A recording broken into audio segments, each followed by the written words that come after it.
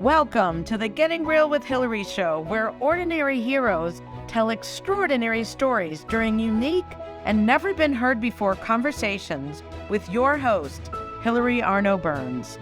Hilary's unique listening and way of asking questions results in conversations that aren't usually talked about, so you can create the life that you really want but are afraid you can't really have.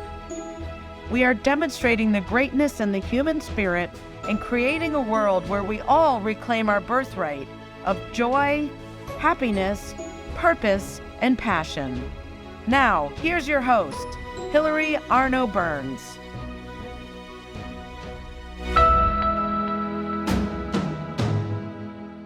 Welcome to the Getting Real with Hilary show, and today we have a very special guest.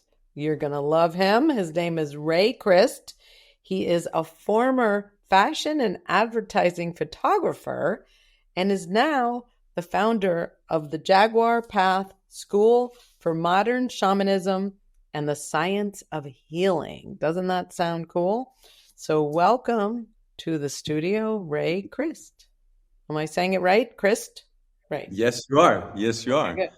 All right. Well, welcome. Hi. This is going to be so interesting. Yeah.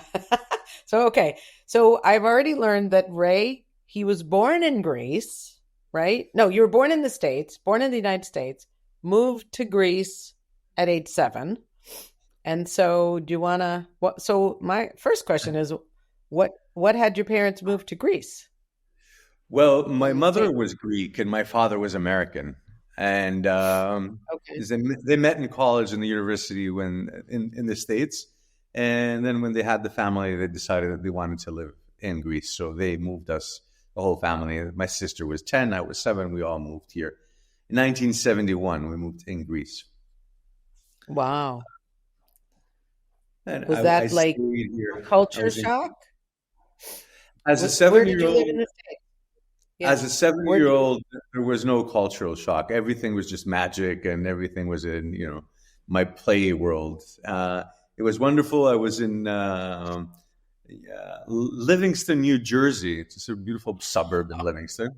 Really sweet. I remember there's, just the grass and the beautiful little houses and my big wheels. And then we moved to Greece, and we were really close by the sea. So then it was like my bicycle again, and going swimming and being at the sea. Everything was wonderful.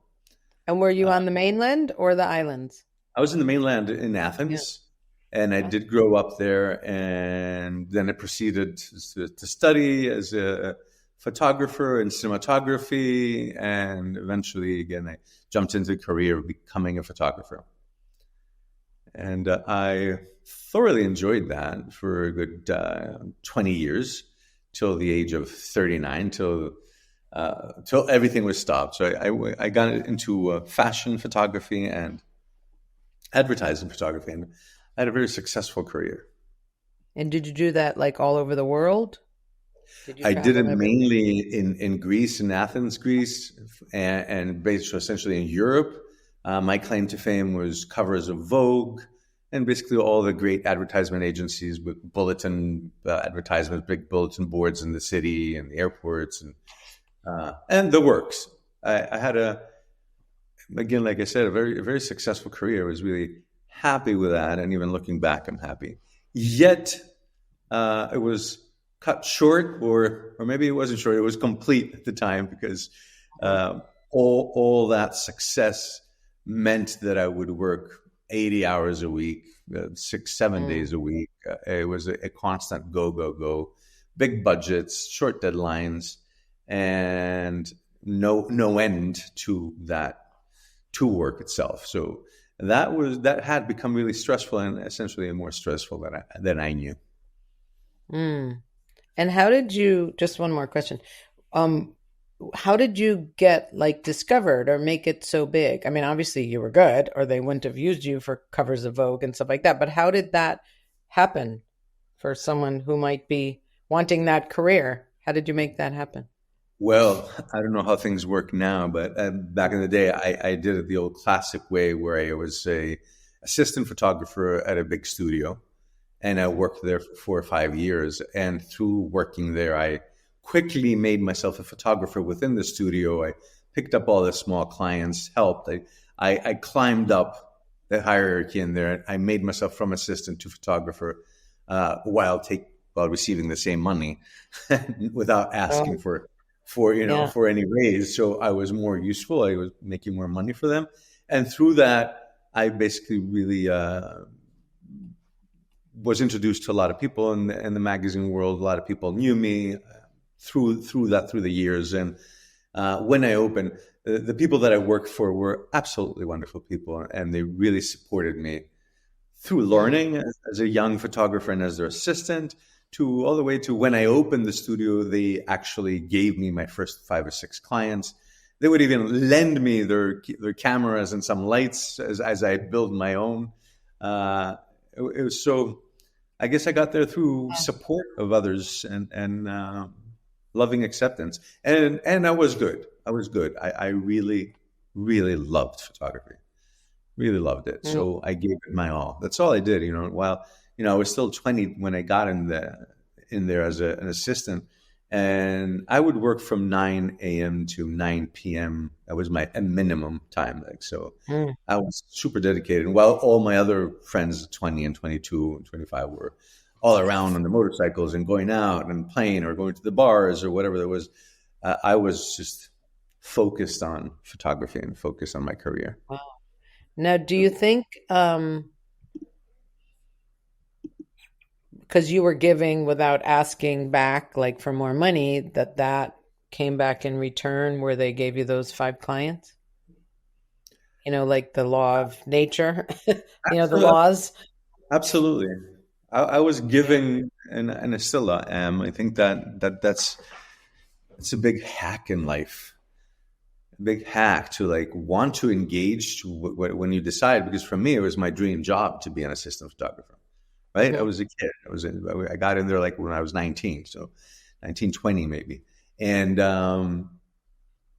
so I gave it my all, because I think that's the only way to learn anything and succeed in anything, to really, really dedicate yourself to what you're doing and believe in it and love it and enjoy it. So I worked there like that. Even as the assistant in the beginning, I would always clean all the lenses and mop the studio and paint the backdrops and do above and beyond what was asked of me because I loved it.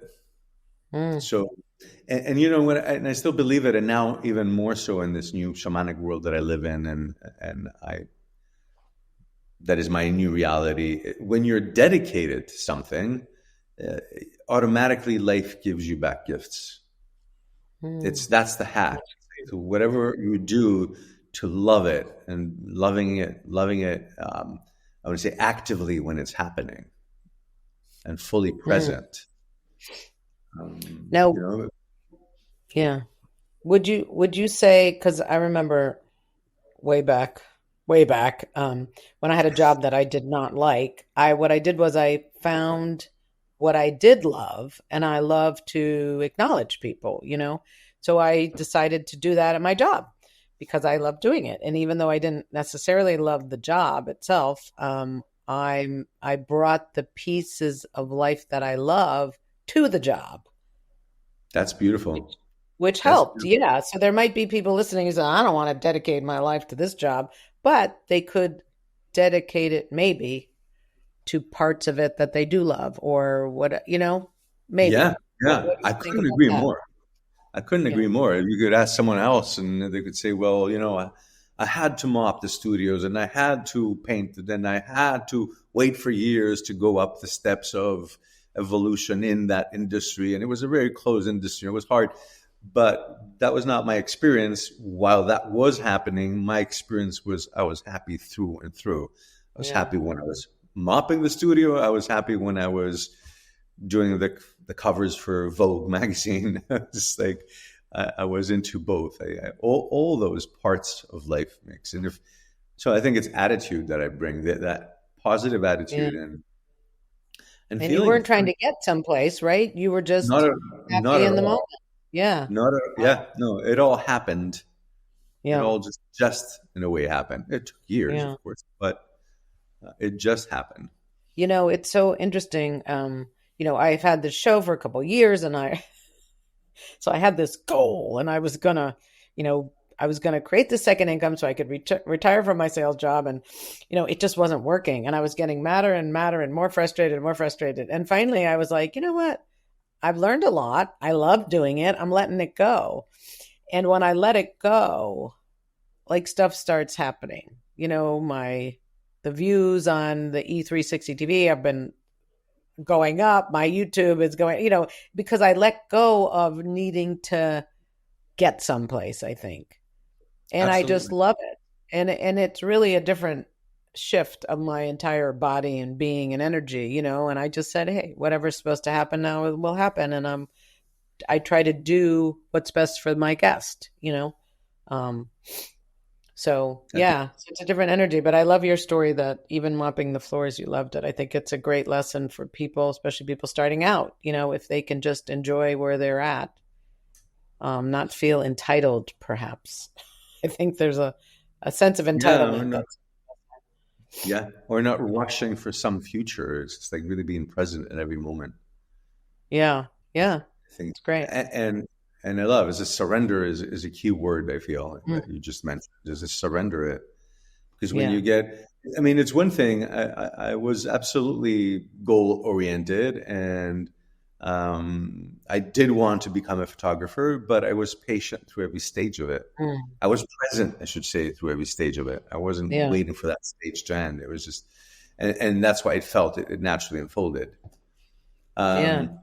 So interesting. It's like counterintuitive, but right? You think you have to force it. It's counterintuitive for the Western mind and what we are taught and what we've been told. It's like, try, go harder, work more, try, go harder. And eventually, it's just like the beginning part of it was really sweet and easy for me as I got in it. But then when I was in it, I was, riding this fast jet of that world of fashion and advertisement, which was nonstop.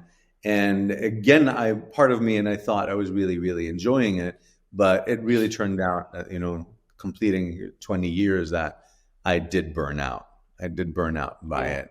And it brought that to a sudden halt. A cancer diagnosis at 39 in 2003 brought all that to a very sudden halt. While I had other plans, the universe was like, okay, you've done this part of your life, and this has to come to an end. And if you're ready to start another part, we'll give you a second chapter, or else just this will be it.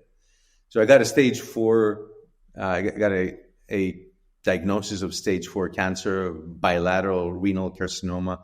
Both my kidneys had spread to my lungs and liver. And basically, in the hospital, they told me, you will not survive this. You have about 3 months to live.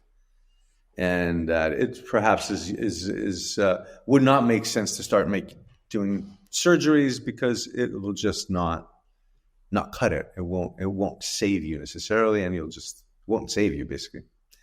It must have been a fun day hearing that. What did you do? It was the first day of my life.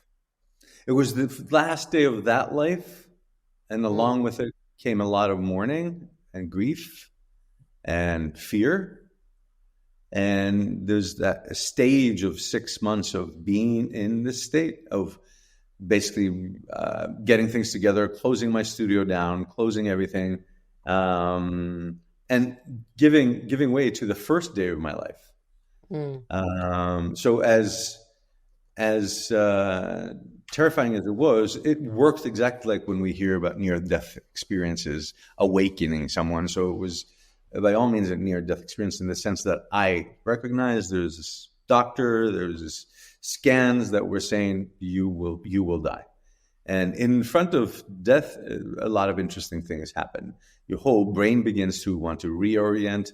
All your priorities start moving up and down and shifting. And you begin to realize that I began to realize that a lot of things that I thought important, first of all, Vogue covers and all that, were not. All the things that I had stress about in some relationships and fear or anger or animosities or a lot of things in my relationships, all of a sudden I found to be so useless. That were not adding anything to my reality. And if I had those 90 days that they gave me, I realized that I'm not going to spend it in anger or animosity or fear or anger. It really clarified my values and rearranged my priorities. I think the most interesting thing, and why we're sitting here today and why I'm still alive 20 years later, is that there was this part of me in the back of my brain when I was young, when I was 16. My beloved sister had given me a book by this guy, this anthropologist by the name of Carlos Castaneda. And this guy, Carlos Castaneda, went down to Mexico to interview for his dissertation, to interview a medicine man by the name of Don Juan Matus. And as he went there to write his PhD dissertation, he ended up doing a lot more.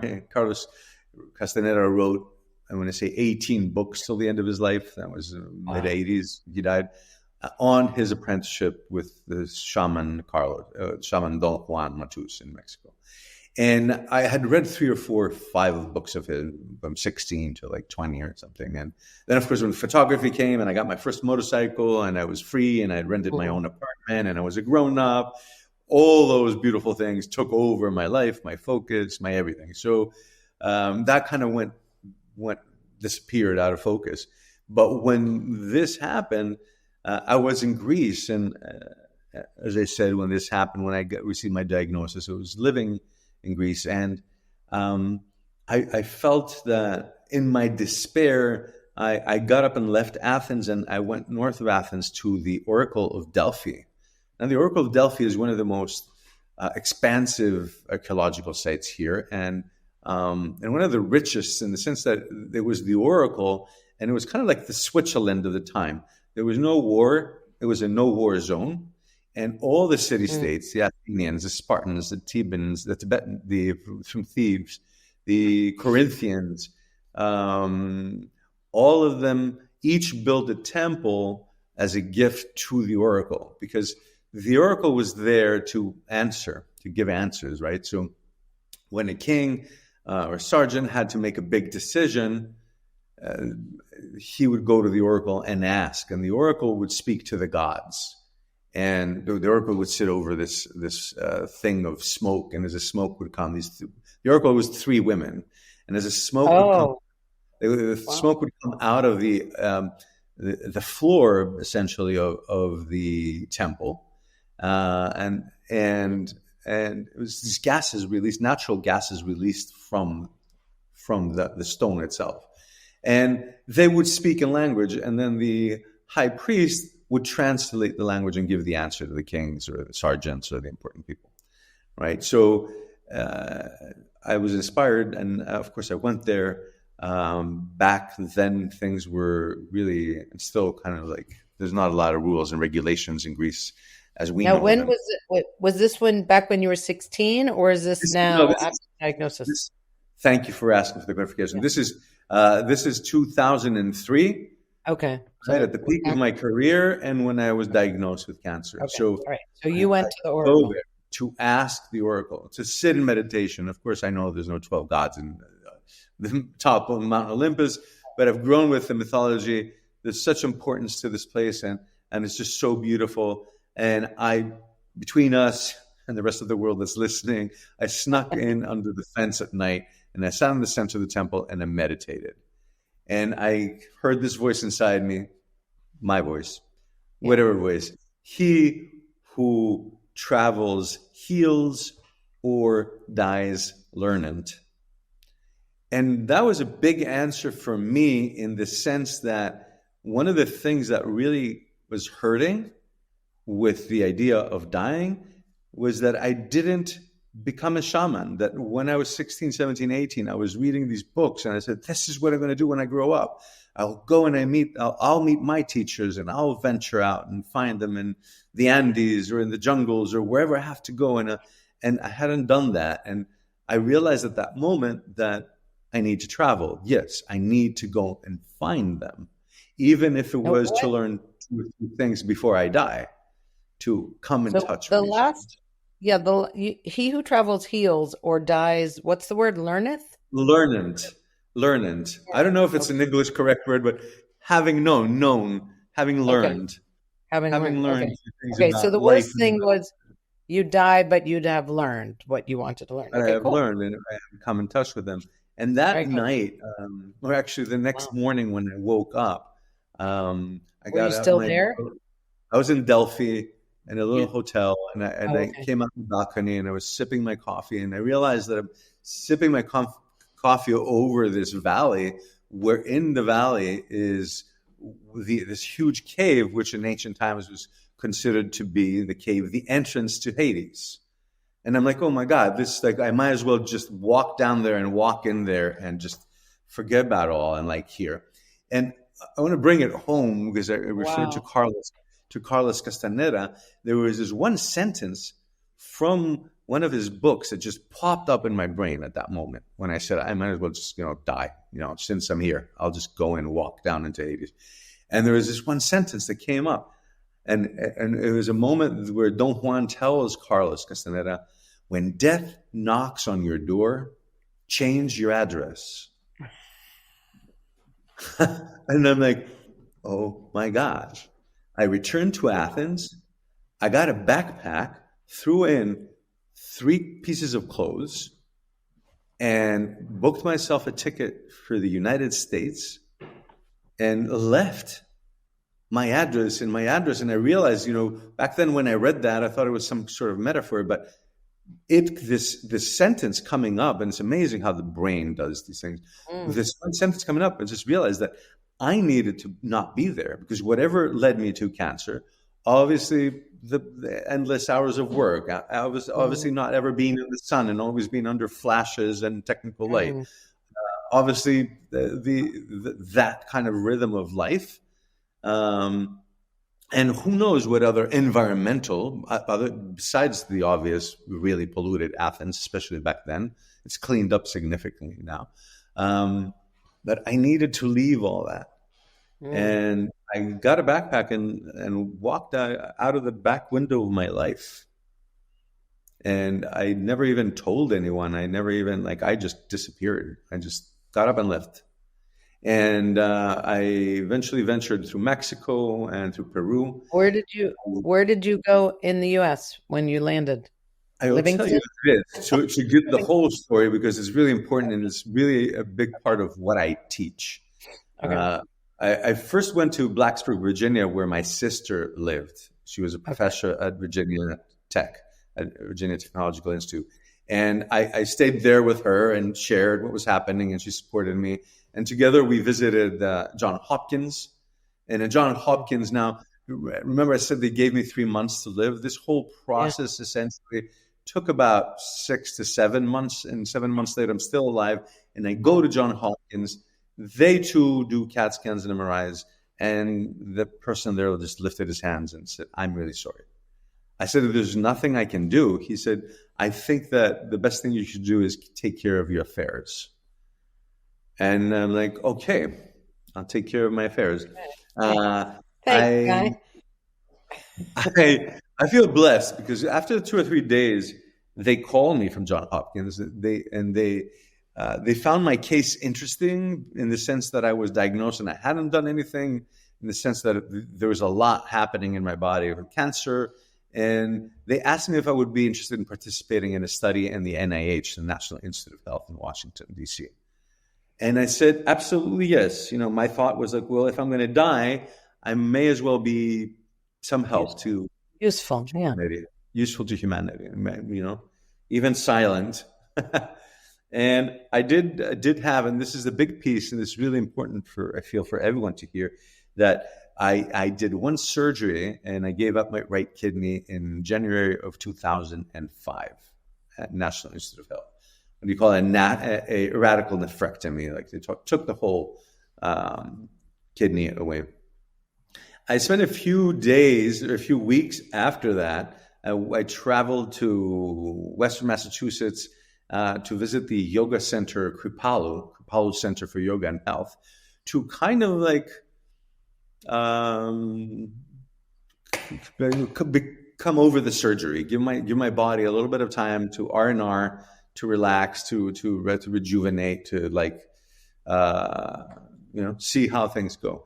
And it was wonderful. Parenthesis, I ended up staying at Kripalu. I ended up applying for a job, and I got the job. I became a yoga teacher at Kripalu in 2005. And I worked there for 15 years. Now 2 years later, you're still alive, right? Oh, 2 years later, I'm still alive. And in 2006, early 2006, within a year after my surgery, 2 years after my 90 days, I traveled to Mexico and searched for shamans. And then I found my way all the way down to Peru. And it was there where everything really started. It was there that I met shamans. And that I will say that till today, it is really clear to me that if I had not done that surgery, I would not be here today having this wonderful interview with you. If I had not met the shamans, I would not be here today doing this wonderful interview with you today. The essence was that I realized that if I had done the surgery and just went back home to my career and my life, what was been my life, then that life would lead me once again to where it led me, and that would be cancer and dying. There was obviously things there that stressed out my immune system, that stressed out my internal organs, the environment, the fast pace of life, etc.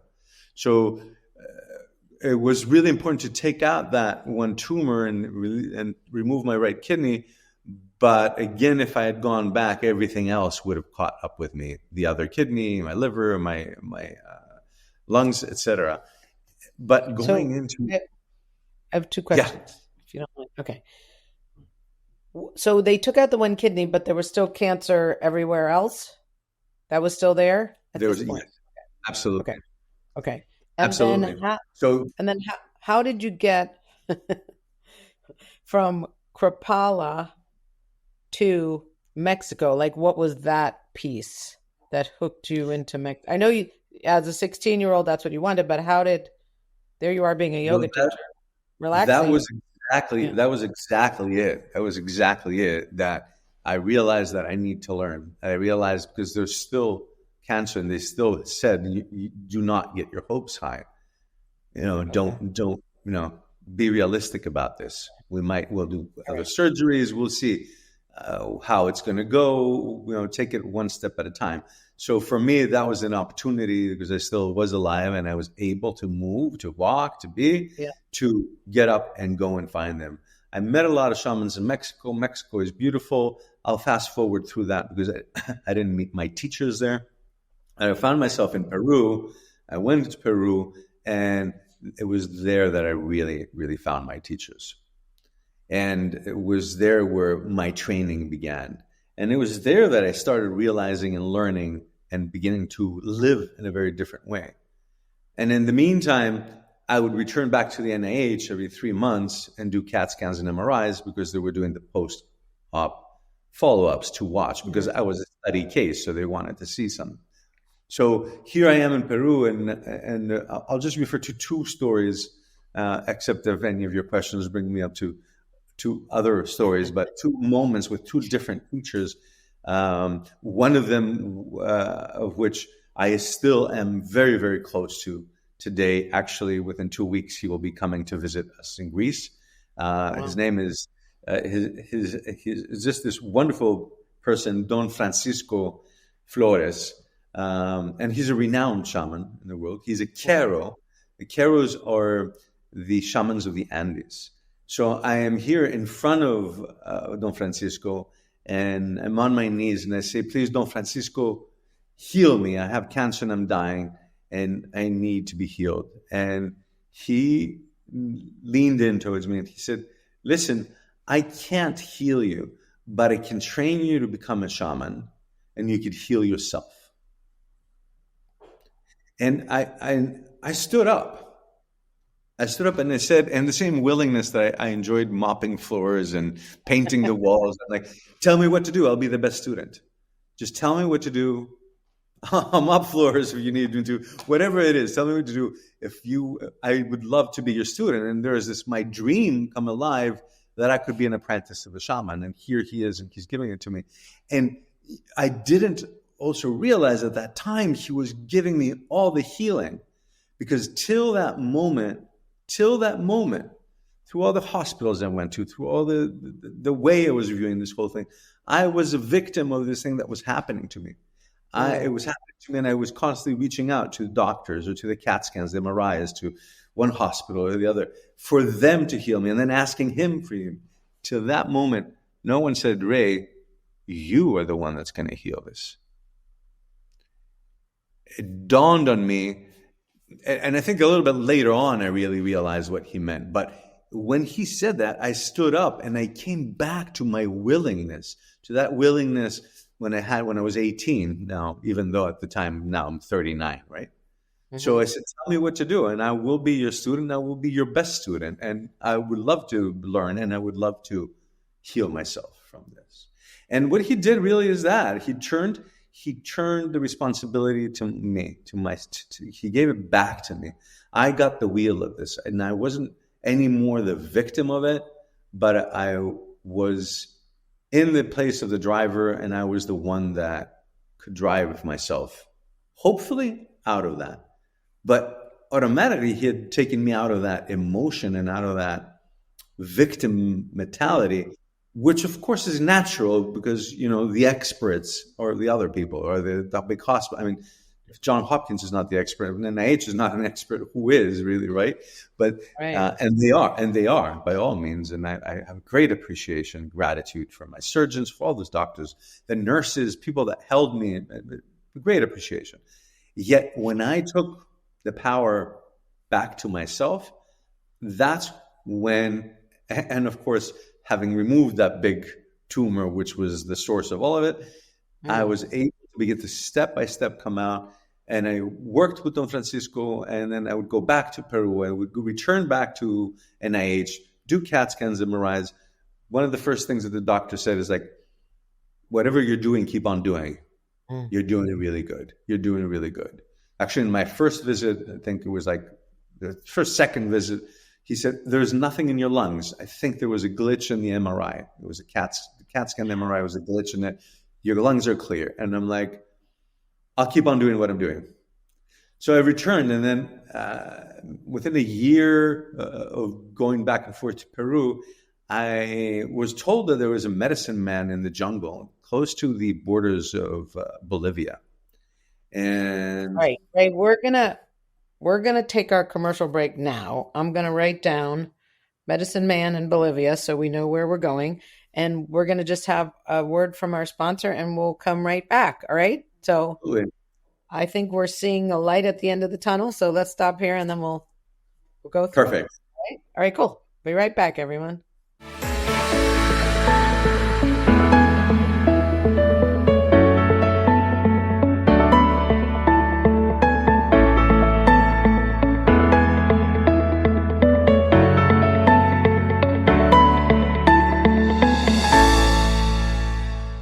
Has social emotional learning become just one more thing on your teachers' plates?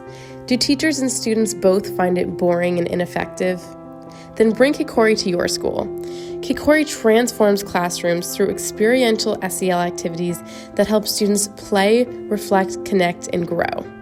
Even better, students say it's more fun than recess. Schedule a no-obligation conversation at kikoriapp.com/bringkikori. Kikori. Do you ever feel like you can't say what you really want to say? Or that you're stuck or in a holding pattern in your relationships, career, personal life, or finances? Are there things you want in life that you've given up on? Are you resigned that this is as good as it's going to get? If you answered yes to any of these questions, then Hilary Burns, host of the Getting Real with Hilary show, has the solution you need. Hilary is a published author of 3 books and has a program called the Getting Real Process. This process frees you from what is holding you back, allowing you to create a life you love. Don't believe it?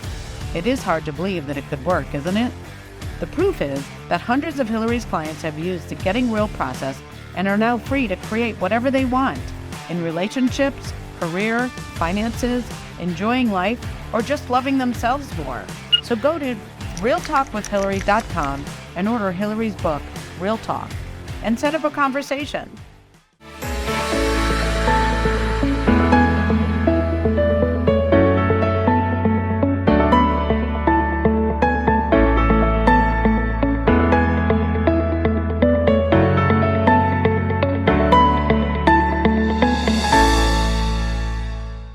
Okay, thank you as always to our wonderful sponsor, KikoriApp.com. If you'd like to bring social, I know it seems like it's a different topic from what we were talking about, but I'm sure it all relates. Social, emotional, experiential, social, emotional learning to your children. And I think maybe that could teach them what Ray had when he was being a photographer, just that gratefulness, that being present in the moment. If you want to bring that to your children and teach them, bring it to your schools. Go to KikoriApp.com, schedule a consultation, tell your schools, tell your businesses, whatever. I'm pumping on the words, but schools, businesses, teams, wherever you are, and bring that personal connection to wherever you are. Go again, KikoriApp.com. It's a platform, not an app. I was corrected by my daughter who works for them. It's a experiential, social, emotional learning platform. Okay. And then to plug my wonderful books, before we move on, my very first memoir, this was my story about where I was stuck and wondered what had happened to my life. It's called The Second Piece of French Toast. If marriage was my dream, why was I numbing myself? It helped me get out of my black hole. And I wrote it in case anybody else is stuck. It's a very courageous book. I tell it all. That's what Getting Real is all about. And, you can find it on Amazon. My third book is Your Bullshit is Your Blessing, which also talks about getting from that dark side of life over to the happy side. These are tools and techniques that I discovered and wrote about because they helped me get, again, out of my rut. And then my third book was also a product of the first, Real Talk, taught me how to speak up, taught me how, well, the book didn't. I wrote the book, but I learned how to speak up. I was a people-pleasing, pleasant phony who everything was fine, but really it wasn't. And this helped me get freedom and a real life. Again, Getting Real with Hilary. Okay, you can go to realtalkwithhilary.com, set up a consultation, do the Real Talk quiz, see how real you are. And it's a lot of fun. Okay, back to Ray. We're going to hear the rest of the story. And I'm excited to hear the rest. Here we go. All right. You had heard about a medicine man in Bolivia. So go ahead. So the NIH was seeing progress. You obviously were still alive. And okay, take us to Bolivia. So, still in Peru, but very close to the borders of Bolivia, in deep jungle. Took the airplane, took a boat down the river called Madre de Dios, and then hiked deep into the jungle to this tribe or this compound where I met this shaman. And I was tired. I was exhausted with the travels. It was very hot. The jungle is very unforgiving and very difficult. I still didn't have all, a bill of clean health. So I was still there was days and days. There was days I had agony and fear and cry or be afraid. There was days I would be more optimistic. But because I was kind of broken by the time I had arrived there, I once again still forgot a little bit and gave my power to this man, all my hope. It's like, okay, well, so many people told me that he is like amazing. And I fell on my knees crying. And I said, please help me. I have a 2-year-old son back in Greece that needs his father, right? Because all this small, beautiful detail, like I was diagnosed when my son was 8 months old. So imagine the turmoil in my heart through the whole process. And here I am, and I'm crying, and I'm begging him to save me.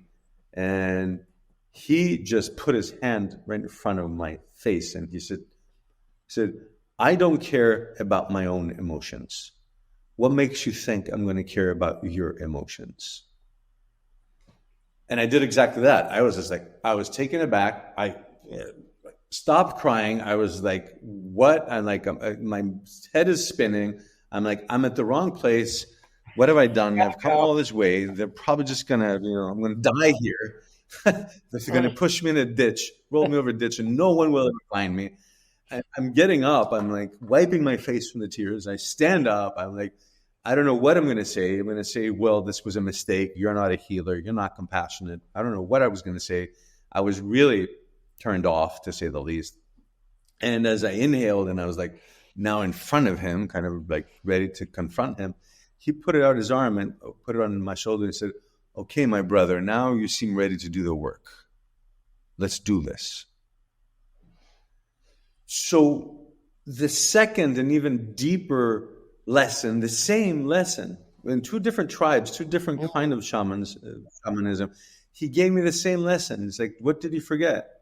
You're the driver. Do not let your emotions drag you down. Was I right to be crying, to be afraid, to be mourning? Of course I was. And all emotions are justified. And it's important to have emotions. But here I was, and with cancer, I was in moments where I was crying so much that I was creating this acidic environment in my whole body. I was creating more fear. I was feeding the fear. I was feeding all of it. And he just tricked me. He just tricked me right out of it. And I stood up and I'm like, I'm out of here. It's just like I took again back my own power. I took the power back in my own hands. And I did a lot of medicine plants. We walked through the jungle. We collected different plants. He taught me about roots. He taught me about flowers, about leaves, about stems. But there's the biggest pharmaceutical company that we have on the planet is the Amazon jungle. The biggest and the best. Wow. Biggest and the best. And I journeyed with him. I went through catharsis. I went through practices and trainings, and many of them were difficult. There's a lot of, dark nights and a lot of nights of fear that although were without me knowing it, my own hero's journey. Staying alone at the top of a specific tree in the middle of the jungle, alone at 30 feet, is one of the scariest things I've ever done in my life. Where he's like, you stay up there and I will come tomorrow to pick you up. And he didn't come till the next afternoon. It was more like 30 hours or so. Wow. But you did what he said. You followed what he said. I did. Even though you were scared, you did it. I love him for everything that he did for me. And little did I know that beloved Maestro Panduro, a decade later, he passed. And I am still alive.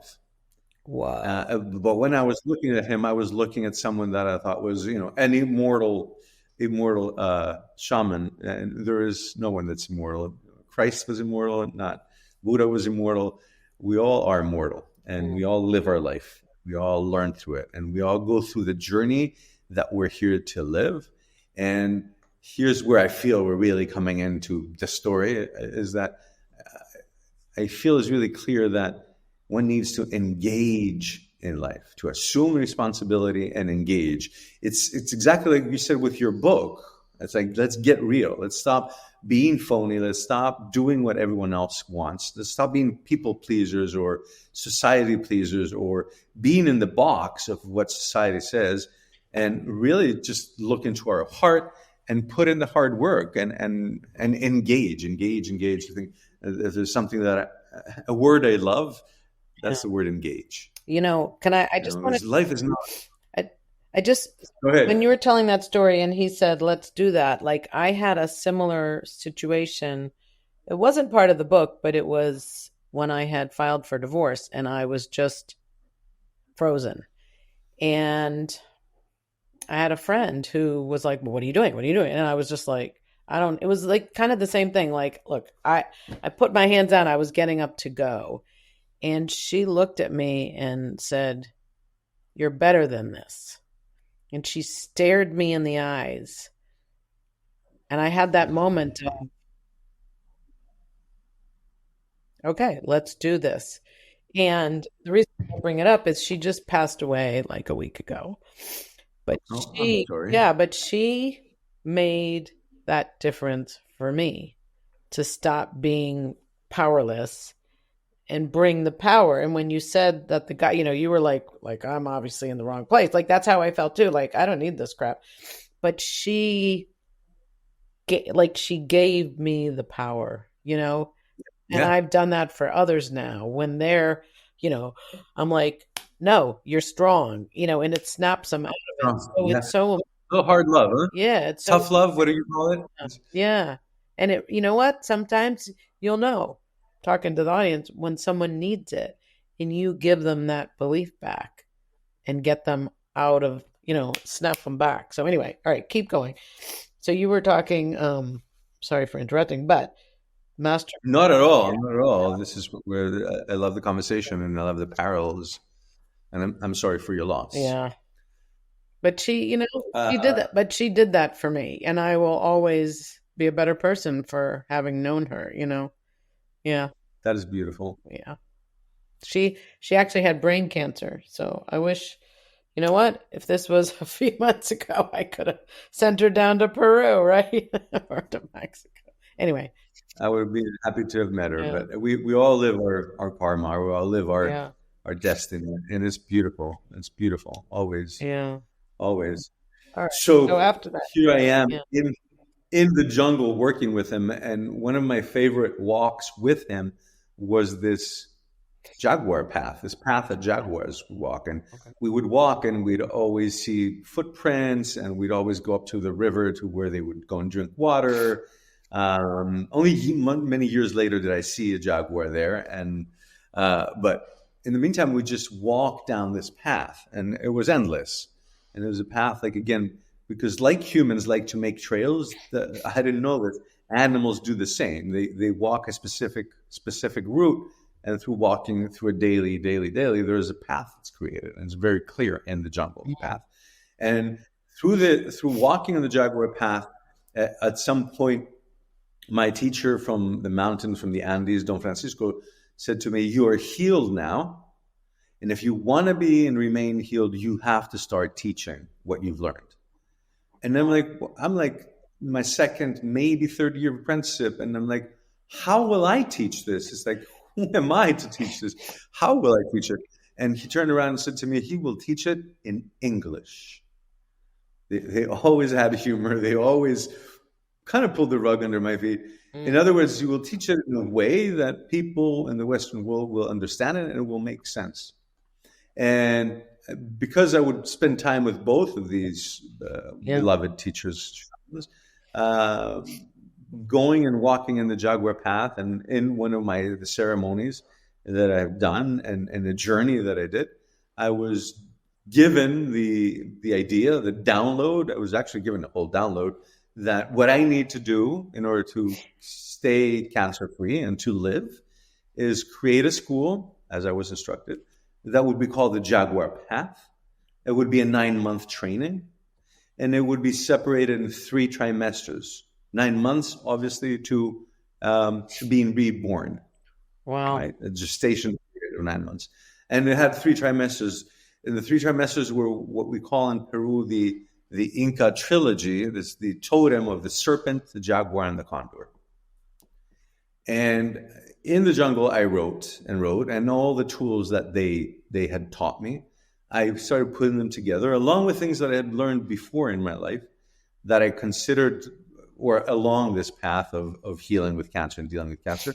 I brought together the tools that really helped me heal. And in essence, to make it really clear also, it's like I brought together the tools that really changed who I was. Because when you change who you are, that's where it came. That's when I actually changed my address. When death was knocking my door, I changed my address. My address was who I was, what my everyday thoughts were, what my emotions were, what was that my endocrine reality was, right? Wow. And I changed that. And in these 3 trimesters now on the Jaguar Path, here we are 20 years later.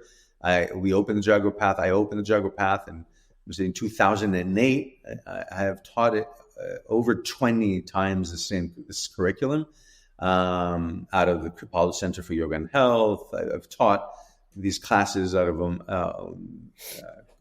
Blue Spirit in Costa Rica, and out of the Jaguar Path studio where we used to have. And now this last 4 years, we are online throughout the world.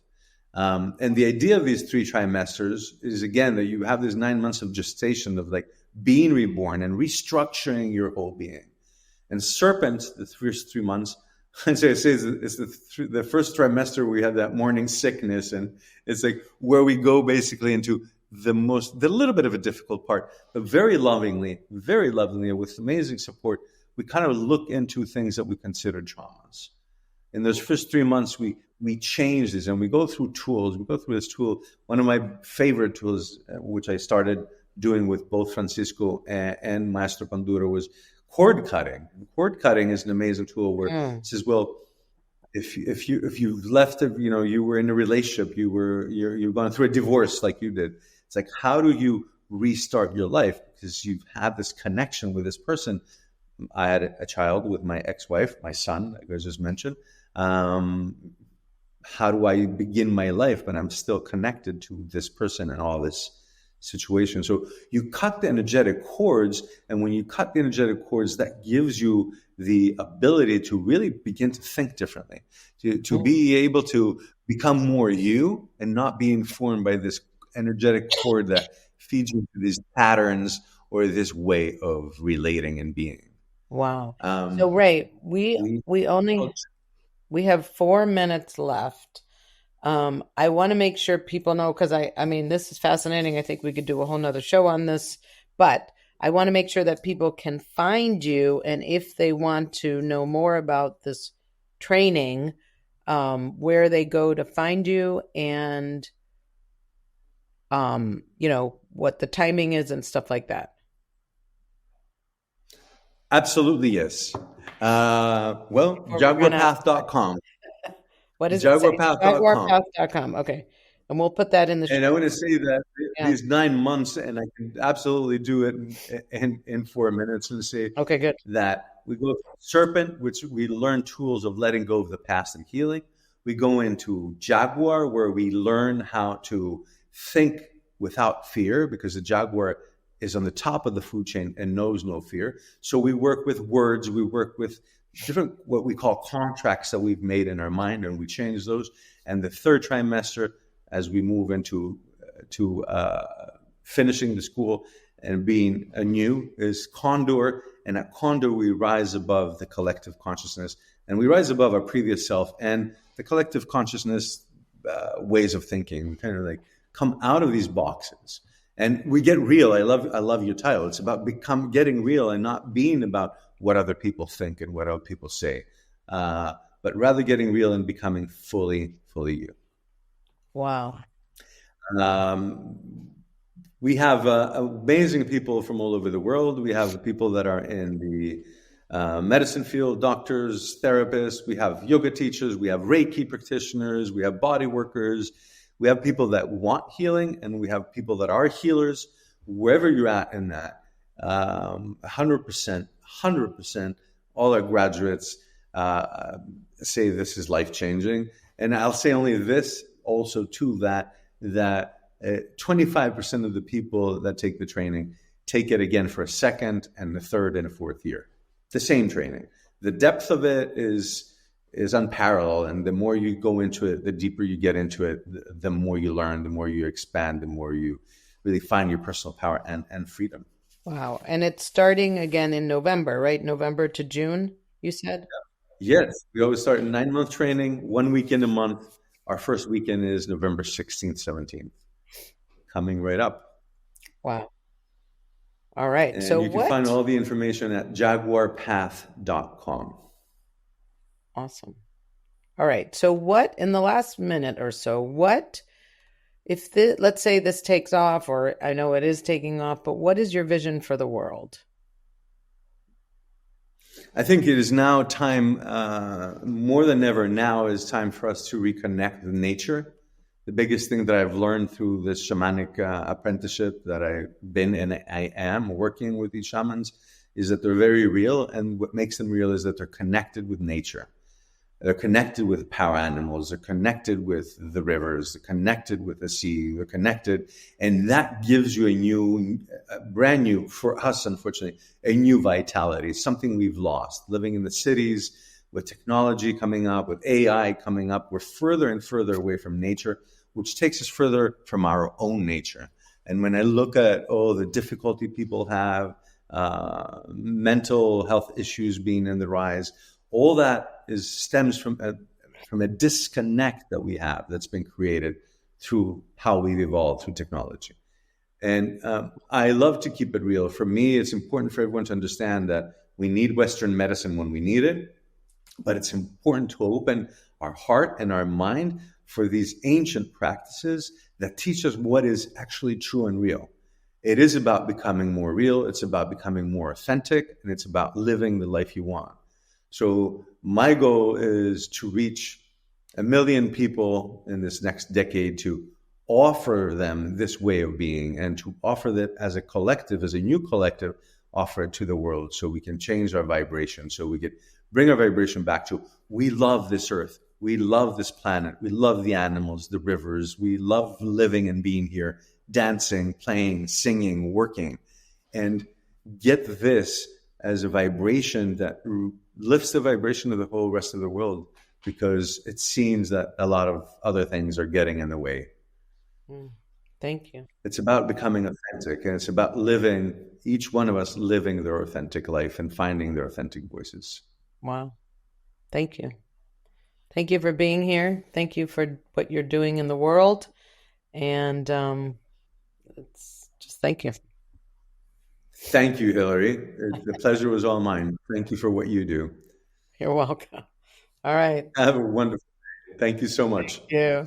Thank you for watching this episode. I started getting real with Hilary when I discovered that I was a people-pleasing, pleasant phony and wanted to be more of my real self. We can grow together if you will like the show, subscribe to my channel, and share this episode with your friends and family so that we can have a world that's more real.